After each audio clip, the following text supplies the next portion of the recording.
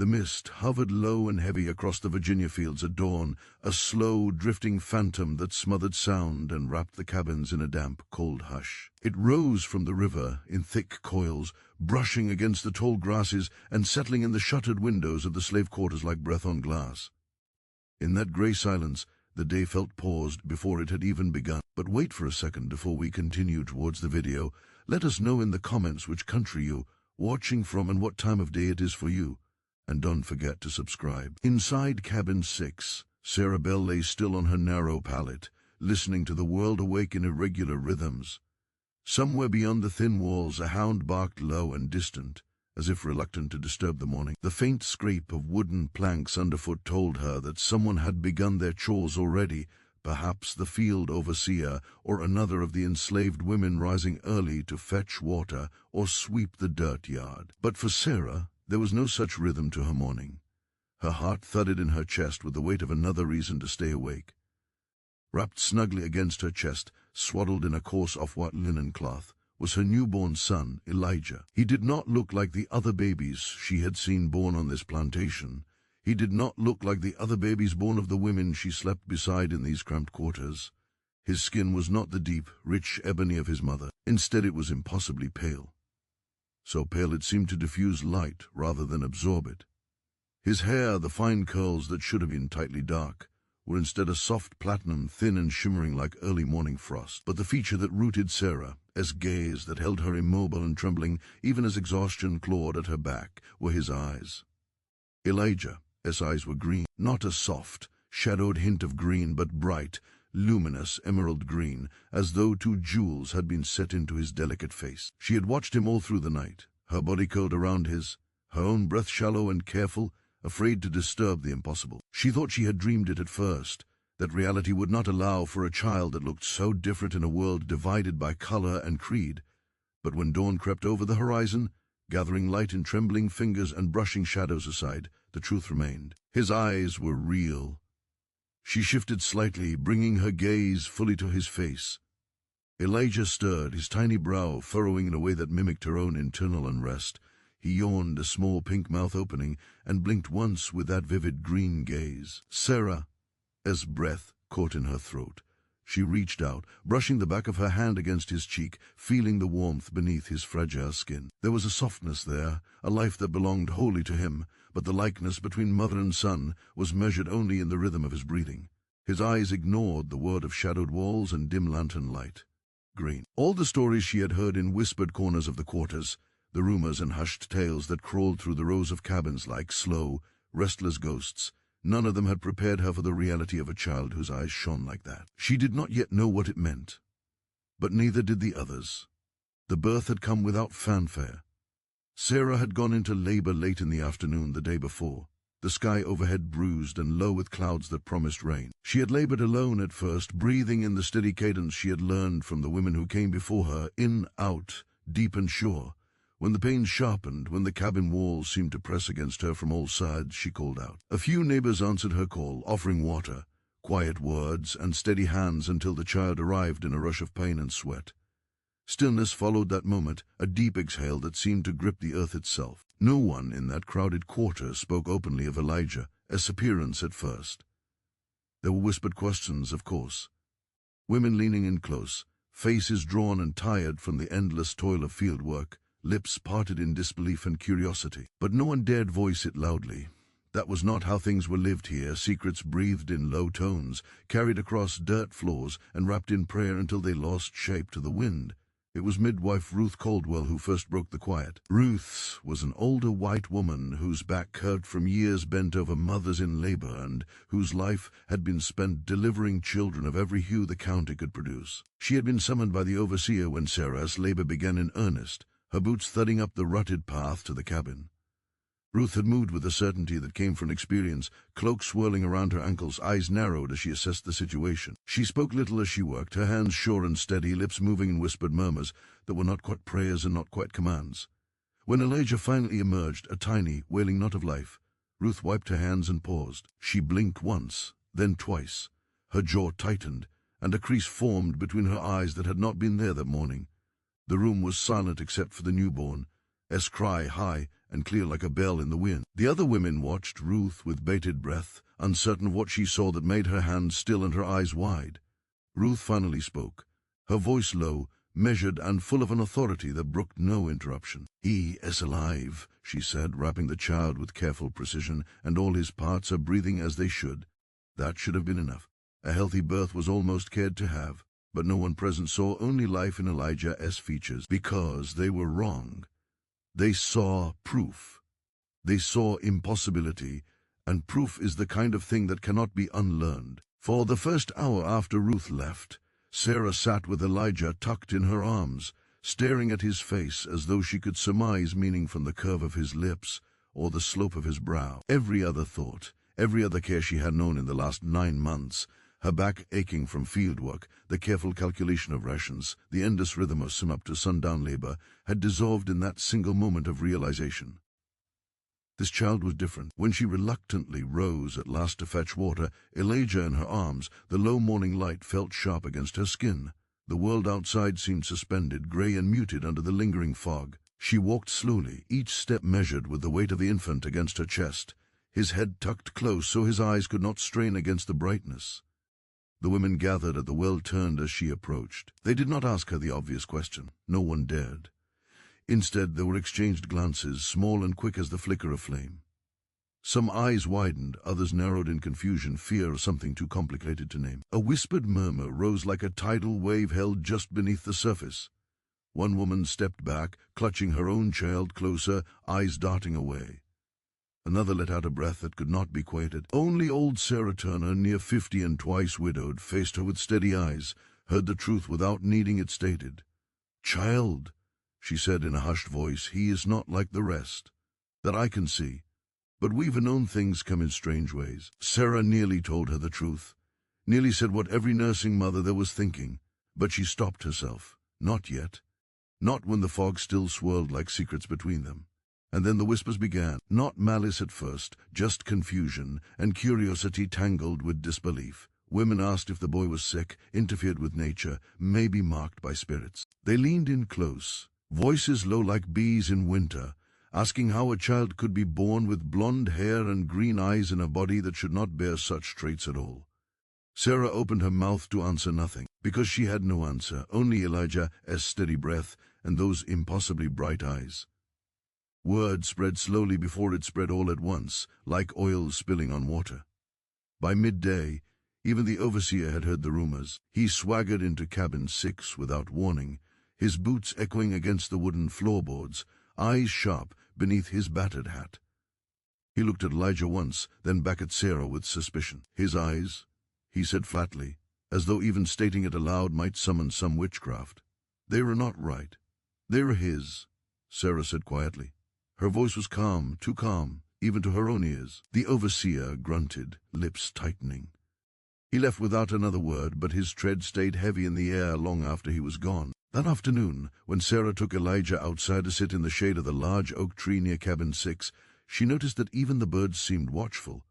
Their heads tilted, beaks closed, as if waiting for something they could not name. Sunlight filtered through the thick canopy of limbs above, and for a moment the day looked ordinary. A flicker of warmth against pale fog. But Elijah looked directly at the sunbeam, his emerald eyes open and unblinking, and the cloud near the horizon seemed to shiver. Hours later, when the midwife Ruth Caldwell returned, summoned this time by the overseer. As terse command, she walked slowly up to Sarah, as Karen, her cane tapping against the dirt path with measured steps. Her face was a mask of professional detachment, but her gray eyes lingered on Elijah with an intensity that betrayed a storm within. "You went about your business correctly," Ruth said once she was close enough, standing just beyond the shade of the oak. "You cared for him as any mother should." "Yes," Sarah murmured. But his features, Ruth's voice trailed off. Her gaze dropped to Elijah's face, then lifted slowly and fixed on Sarah with an expression that seemed half fear, half disbelief. "There's a pattern here I've seen before," Ruth said at last, "but never in such numbers and never so close to the master's own bloodline." Sarah stared at her, uncertain how to interpret her words. Ruth's brow furrowed more deeply, as though this truth was something she wished had never made itself known. "I will make inquiries," she said, turning away, cloak rustling in the light wind as she walked back toward the main house. Sarah watched her go, the quiet air heavy with uncertainty. One thing was clear to her now. This child, her child, would change everything. And she did not yet know whether that change would be salvation or ruin. The fog did not lift with the sun. It thinned slightly, just enough to reveal the long stretch of fields beyond the cabins, but it lingered low to the ground, curling around ankles and wagon wheels like something reluctant to leave. The plantation moved into its daily rhythm beneath it, chains rattling softly, hose biting into soil, overseers barking orders that echoed dull and hollow in the damp air. Inside the main house, midwife Ruth Caldwell sat alone at a narrow writing desk near the back parlor, her spine stiff despite the ache that lived permanently between her shoulders. A single candle burned beside her, its flame wavering each time a draft slipped through the cracked window. Before her lay a small, weathered leather ledger, one she had not used in years. She opened it with care. The pages smelled faintly of dust and old ink, of truth set down and never meant to be read again. Ruth dipped her quill and paused, her hand hovering as though the paper itself might recoil. She wrote a name, Sarah Bell. Below it she recorded the date of birth, cabin 6. Male infant. Then she hesitated. The next line she wrote slowly, deliberately, her jaw tightening with each word. Pale skin, fine blonde hair, eyes green. Ruth set the quill down and closed her eyes. She had seen this before. Not often, but enough. Years earlier, on a neighboring estate. A child born with skin lighter than his mother, eyes a startling shade of green-gray. The master had dismissed it as coincidence. The child vanished before his first winter. Then, another, years later, closer to home. A girl this time, pale, with yellow curls. The explanation had been sickness, weakness. Ruth had accepted those answers then. She could not accept them now, because Elijah was not the first. And that was the truth clawing its way up her throat, demanding air. She turned the page. Another name followed, Mary Jenkins, born 2 years prior. Then Hannah Price, 18 months after that. Each entry bore the same careful notations, each written in Ruth S. firm hand. Unusual pigmentation, light hair, green eyes, all born on Whitaker land, all born to enslaved women, all vanishing quietly from the record. Ruth closed the ledger again, her fingers pressing hard against the leather cover as though she could smother what lay inside. She listened to the house breathe, the distant creak of floorboards, the faint clink of china as the housemaid worked through her duties. Above her, somewhere beyond the tall ceilings and shuttered windows, Colonel Thomas Whitaker was beginning his day. Ruth knew better than to confront him outright.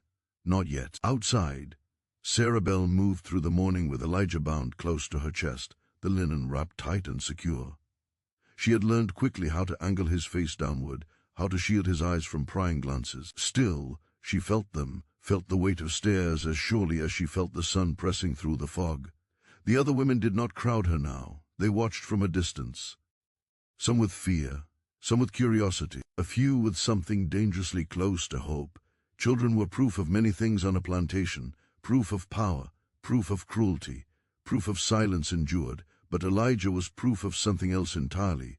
Sarah sensed it without fully understanding it. The air around her felt altered, as though a line had been crossed that could not be redrawn. When she bent to gather laundry from the line, a woman named Liza, young, barely 16, whispered as Sarah passed. "Is it true?" she asked, eyes darting toward the main house. Sarah did not answer. Later, when she knelt near the wash basin, scrubbing shirts raw with lye soap, another woman murmured, "They say he's not the only one." That made Sarah pause, her hands stilled in the water. "What do you mean?" she asked quietly. The woman shook her head, lips pressed thin. "Just what I heard, from the kitchen, from the field hands, babies like him, born before." Sarah, stomach tightened. She had suspected it, felt it in her bones, but hearing it spoken aloud cracked something open inside her chest.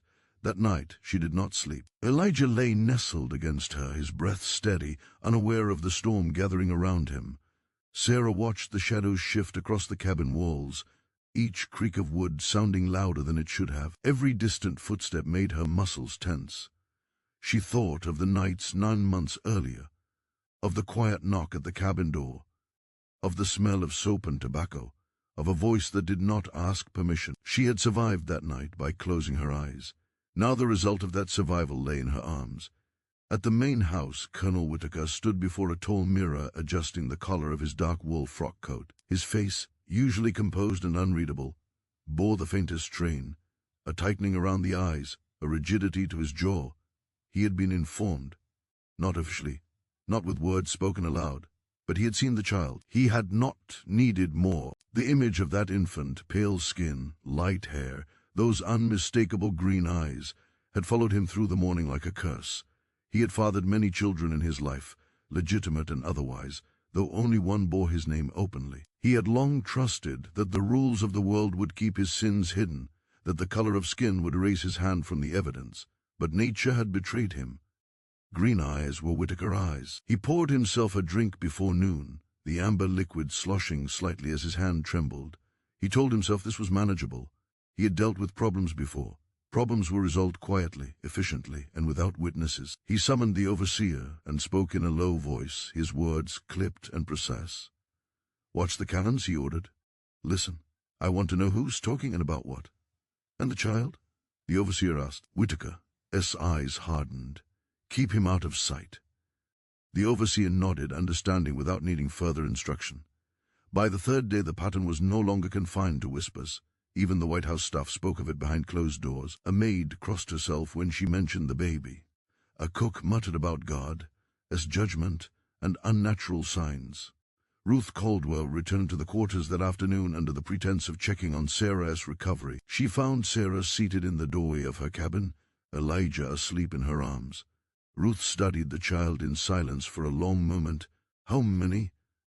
Sarah asked finally, her voice barely above her breath. Ruth stiffened. "How many what? How many babies like him?" Sarah pressed.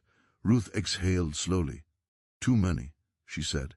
"Enough that it is no longer coincidence." Sarah, as grip tightened around Elijah. "What happens to them?" she asked. Ruth did not answer immediately. Her silence was answer enough. Sarah felt something inside her heart, not fear but resolve. A quiet, dangerous resolve born of necessity. "He's not going anywhere," she said firmly. Ruth met her gaze. "That," she replied softly, "is what frightens me most." As Ruth turned to leave, she glanced once more toward the main house, its white columns looming through the thinning fog. The truth was no longer hidden.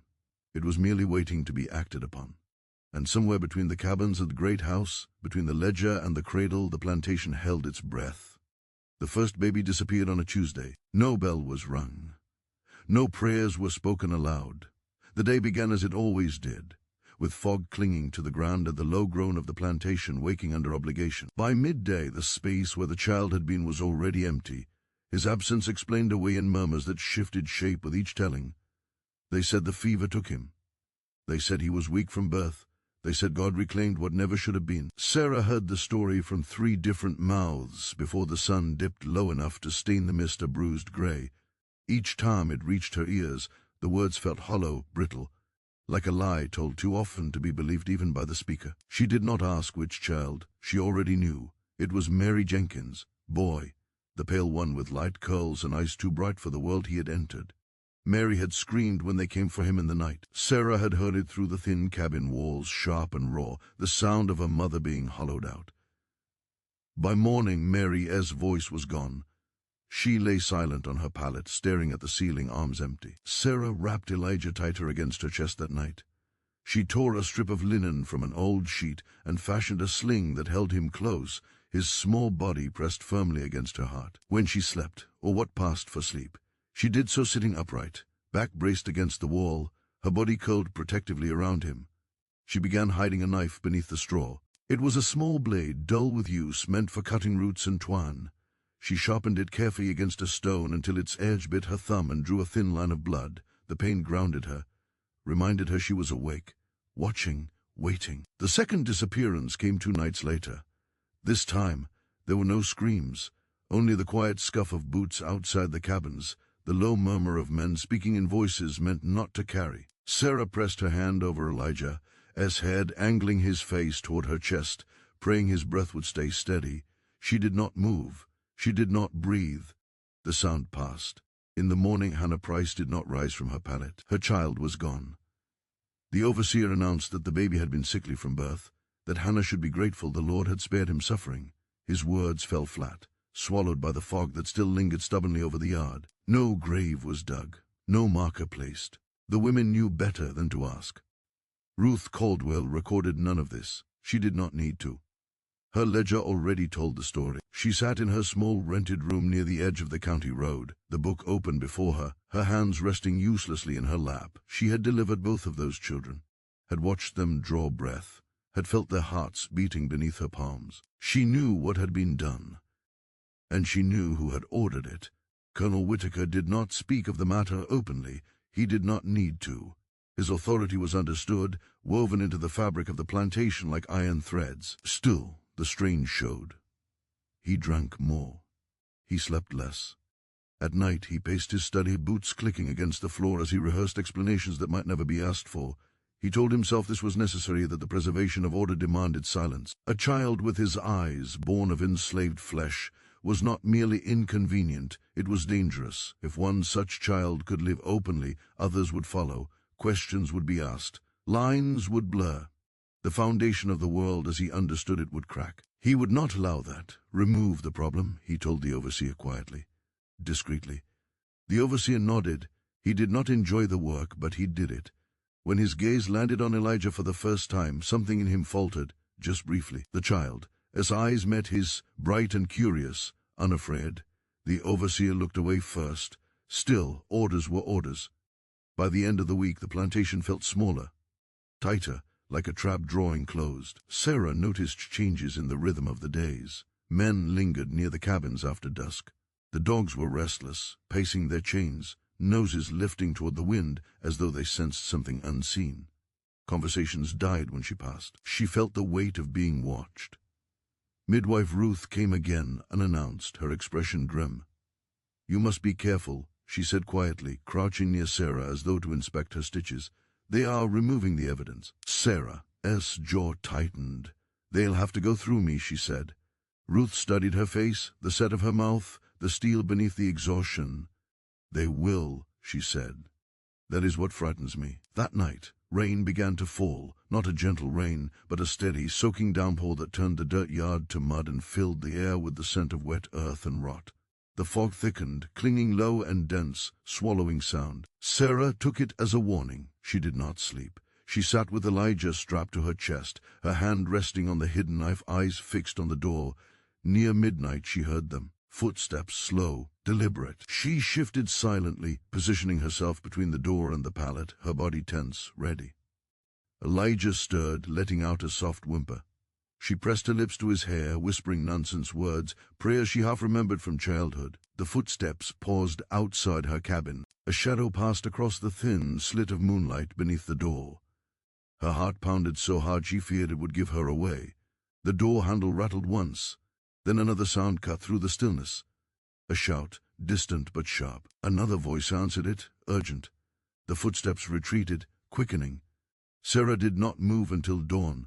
When the light finally seeped in through the cracks in the walls, her body ached from tension. Elijah slept peacefully against her, unaware of how close the night had come to stealing him away. In the morning, news spread quickly.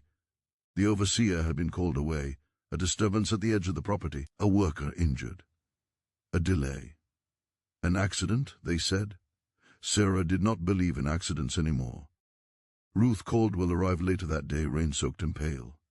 "They nearly took him," she said, not bothering to lower her voice. "I know," Sarah replied. Ruth looked around, ensuring no one listened, then leaned closer. "I cannot protect you here," she said. "But I can make certain that if they act again, it will not be unseen." Sarah met her gaze. "Do it," she said. Ruth nodded. That evening she returned to her room and took out the ledger once more. This time she did not merely record names. She wrote accusations, dates, places, patterns. She wrote the truth as it stood, ugly and undeniable. If the children were to be erased, their existence would not be forgotten. Back in cabin 6, Sarah kissed Elijah's forehead as the sun set behind the trees. "They're afraid of you," she whispered. Elijah opened his eyes, green, unbroken. And somewhere beyond the fog, the plantation began to shift, slow, imperceptible, but irrevocable. The fog lifted just enough the next morning to expose the road. It was not a clean lifting, not the kind that brought clarity or warmth, but a thinning, as though the land itself were reluctant to reveal what lay ahead. The dirt track that led away from Whitaker Plantation emerged in segments, pale and wet, rutted by years of wagons and boots.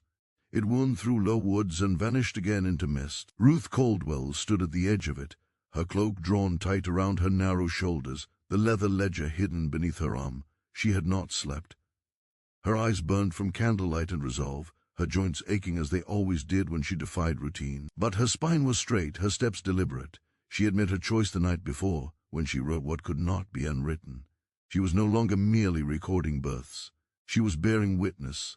The horse she had borrowed stamped impatiently as she mounted. Ruth paused for a moment, looking back toward the plantation. The great house loomed pale through the fog, its columns ghostly, unreal, as though it were already a memory. She turned away and rode. The journey to the county courthouse took most of the morning. The fog thinned as she went, replaced by low clouds that pressed heavy against the sky.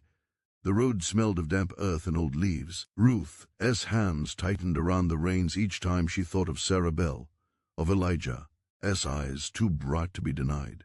She did not know what reception she would receive. She only knew she could no longer remain silent. The courthouse was a squat brick building set back from the road, its windows tall and narrow, its steps worn smooth by decades of use. Ruth dismounted slowly, her knees protesting, and climbed the steps with care. Inside, the air was cooler, heavier with the scent of ink and dust. The clerk looked up in mild surprise as she approached the desk. "I need to speak with the magistrate," Ruth said. The clerk hesitated, then nodded. "Name?" "Ruth Caldwell," she replied. "Midwife." That seemed to settle it. She was ushered into a small chamber lined with shelves of ledgers and bound records. Magistrate Henry Fowler sat behind a narrow desk, spectacles perched low on his nose. He looked up as Ruth entered, his expression one of polite impatience. "What can I do for you, Mrs. Caldwell?" Ruth placed her ledger on the desk. "You can read," she said. Fowler frowned but reached for the book. As he opened it, Ruth watched his face change, first confusion, then concern, then something sharper and more uneasy. His fingers paused on certain entries, lingering over repeated notations. "How long have you been keeping this?" he asked. "Years," Ruth said. "But only recently did the pattern become impossible to ignore." Fowler cleared his throat. "These are serious implications," he said slowly. "They are facts," Ruth replied. "I delivered those children. I saw them alive. I know where they were born and to whom." "And you are accusing Colonel Whitaker?" Ruth met his gaze. "I am stating that every child described in that ledger was born on his property," she said, with features matching his own. Silence filled the room. Fowler removed his spectacles and rubbed the bridge of his nose. "This," he said at last, "would require discretion." Ruth nodded. "I understand discretion," she said. "But erasure is not discretion. It is murder by another name." Fowler stiffened.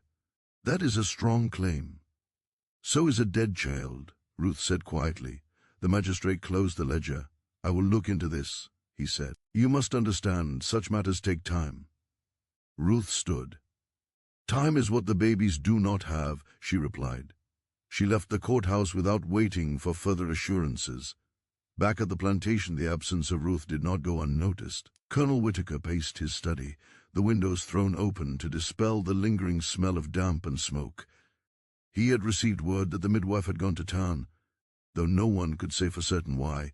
The ledger haunted him. He did not know exactly what she had written, but he knew enough to feel the tightening grip of fear around his chest. He poured himself another drink and stared out at the fields, watching the enslaved figures move in slow, steady lines beneath the watchful eye of the overseer.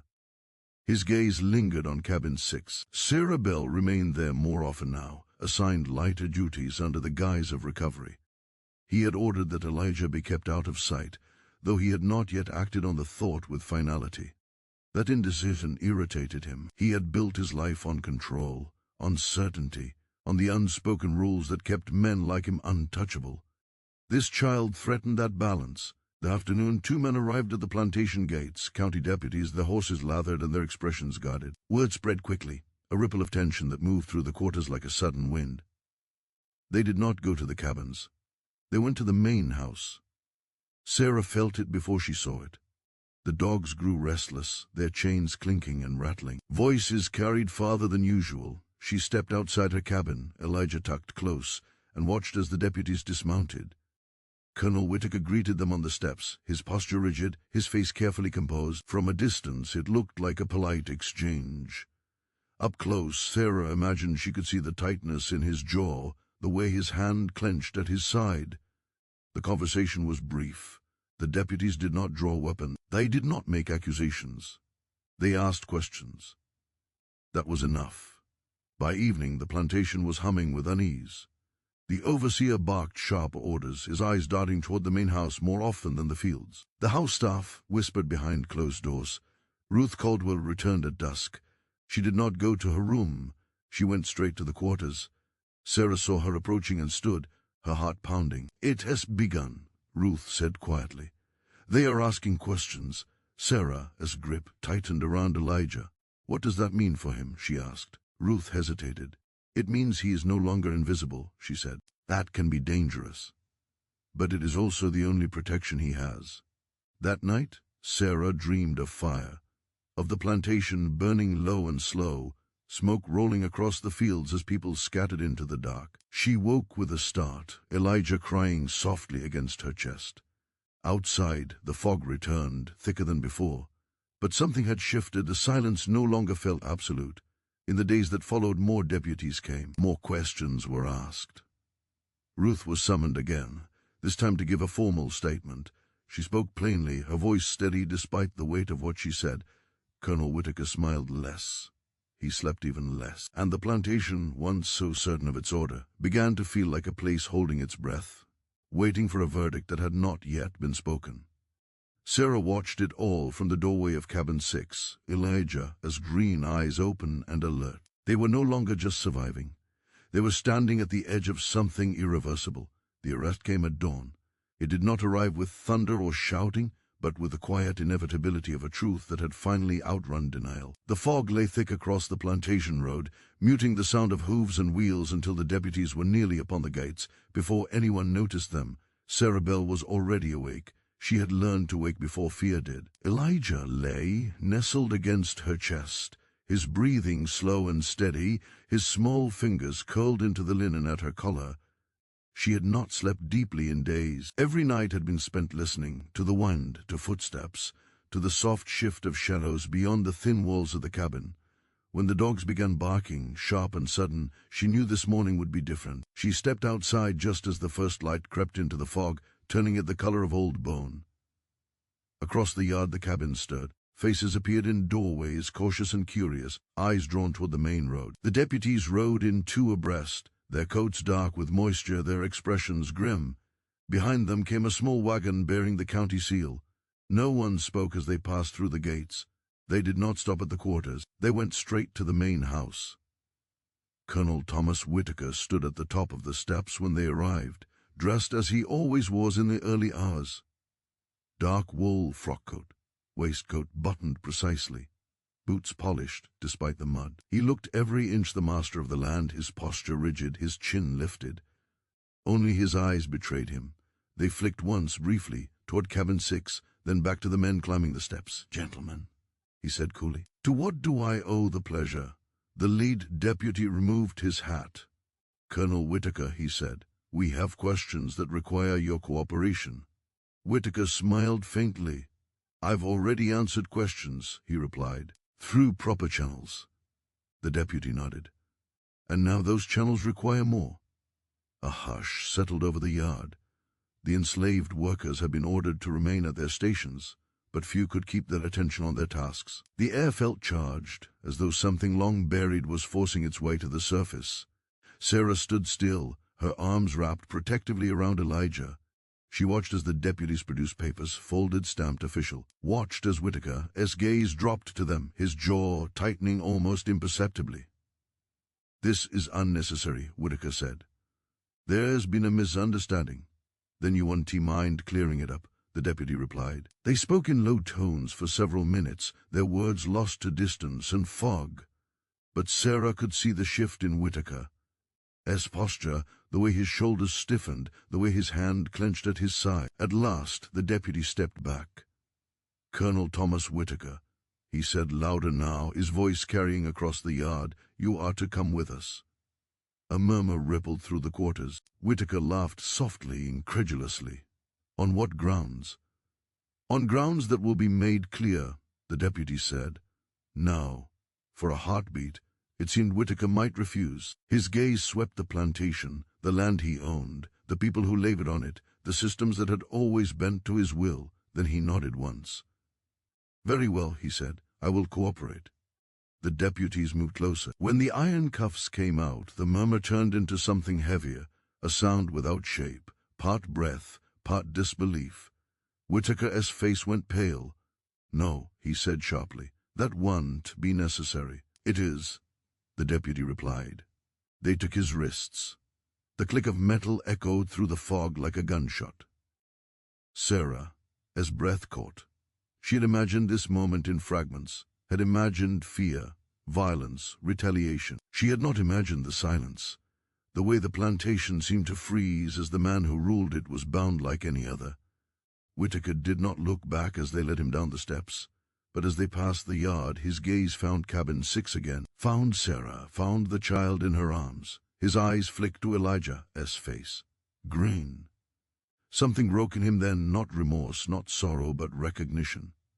The undeniable knowledge that the proof he had tried to erase was alive and watching. Sarah did not bow. She stood straight, her spine firm, her chin lifted. For the first time since she had been brought to Whitaker land, she did not lower her eyes. The wagon rolled out through the gates, swallowing Whitaker and the deputies into the fog. The dogs fell silent. The overseer stood frozen, his authority evaporating with the departing wheels. No one spoke for a long moment. Then Ruth Caldwell stepped forward. She had arrived quietly, her cloak damp with mist, her ledger tucked beneath her arm. She had positioned herself near the edge of the yard, unseen by most until now. She watched the wagon disappear. It's done, someone whispered. Ruth shook her head slightly. No, she said, it has begun. The days that followed were filled with confusion. Without Whitaker's presence, the plantation drifted, uncertain of its own structure. Orders were delayed. The overseer barked commands with less conviction. Deputies returned to question staff, to examine records, to speak with Ruth again and again. Sarah was questioned too. She sat on a hard bench in the back room of the courthouse, Elijah asleep against her chest as a clerk recorded her words. She spoke plainly, without embellishment. She did not accuse, she did not plead. She stated what had happened. When she finished, the clerk looked away, his face tight. Word spread beyond the plantation. In neighboring counties, whispers turned speculation. A respected landowner arrested. Children born with features too similar to ignore. A midwife's ledger threatening to unravel decades of silence. Some called it scandal. Others called it blasphemy. A few called it justice. Back at the plantation, Mary Jenkins began to speak again. Hannah Price left her pallet. The women gathered closer to Sarah now, drawn not by curiosity but by solidarity. They watched Elijah with new eyes, not as an omen, but as a living truth. At night, Sarah still slept lightly. Fear did not vanish simply because a man was taken away, but something had shifted inside her. She no longer felt hunted. One evening, as the sun dipped low and painted the fog gold, Ruth sat beside Sarah outside cabin 6. They will try to make this quiet, Ruth said. They always do. Will it work? Sarah asked. Ruth looked at Elijah. No, she said. Not anymore. In a cell miles away, Colonel Whitaker sat alone, his hands raw from the iron cuffs. The walls were cold. The air smelled of damp stone. For the first time in his life, he was powerless. He closed his eyes and saw Grin. Winter came early that year, not with snow at first, but with the cold that settled deep into the land, stiffening the soil and sharpening the air until breath itself felt fragile. The fog still rose from the river in the mornings, but it no longer lingered as it once had. It thinned more quickly now, pulled apart by a wind that seemed determined to strip things down to what could no longer be hidden. The trial was never called a trial, officially. It was an inquiry, a series of hearings conducted behind closed doors, attended by men who preferred the comfort of quiet resolutions to the danger of public truth. Colonel Thomas Whitaker was brought before them in stages, escorted from his cell to paneled rooms where the past was dissected with careful, sanitized language. Property, conduct, impropriety, never rape, never coercion, never the word child spoken too loudly.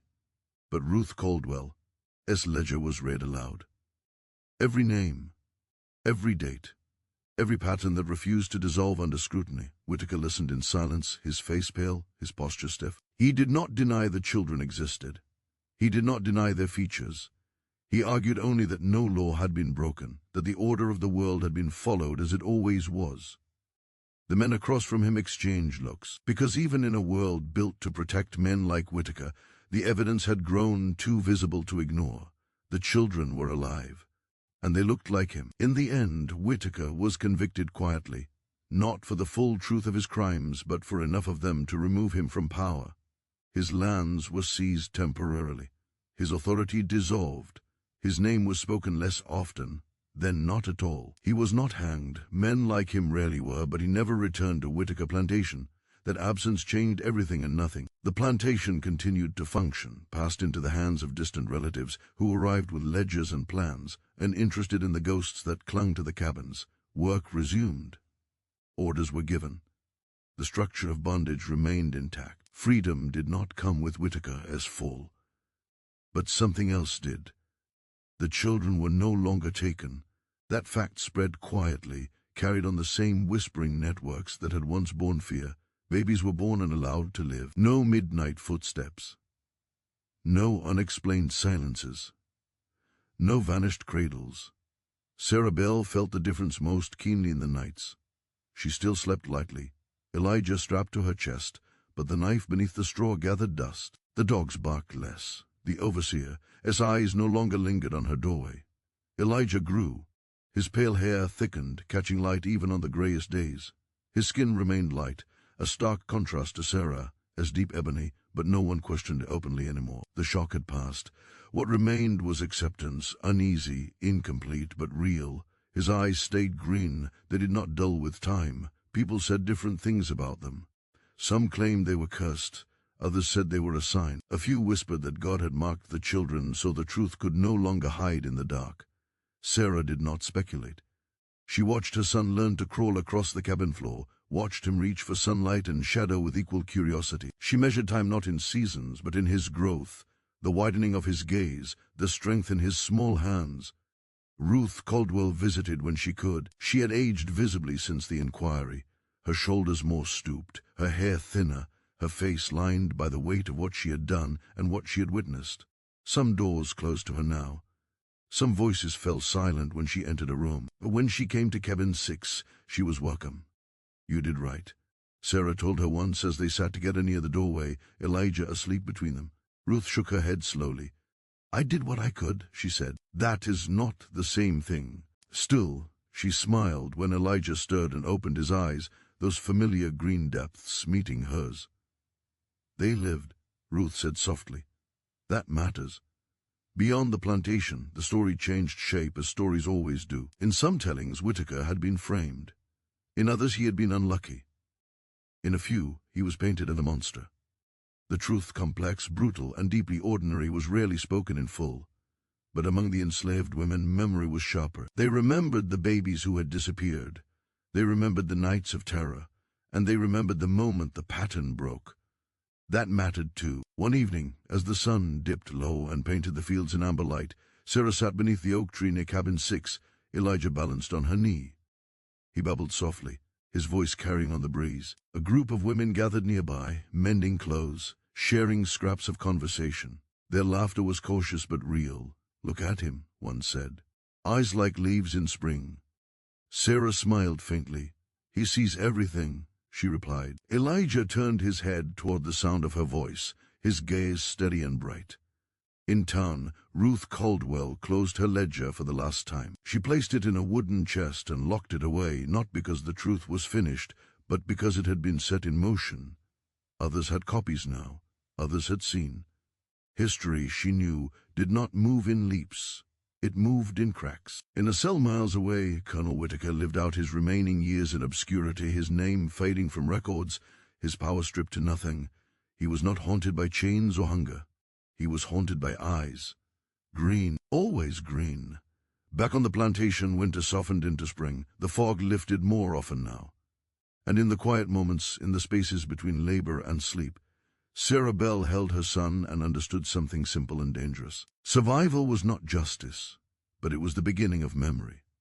And memory, once rooted, had a way of growing where it was least welcome. Elijah looked out at the world with eyes that refused to forget, and the world at last looked back.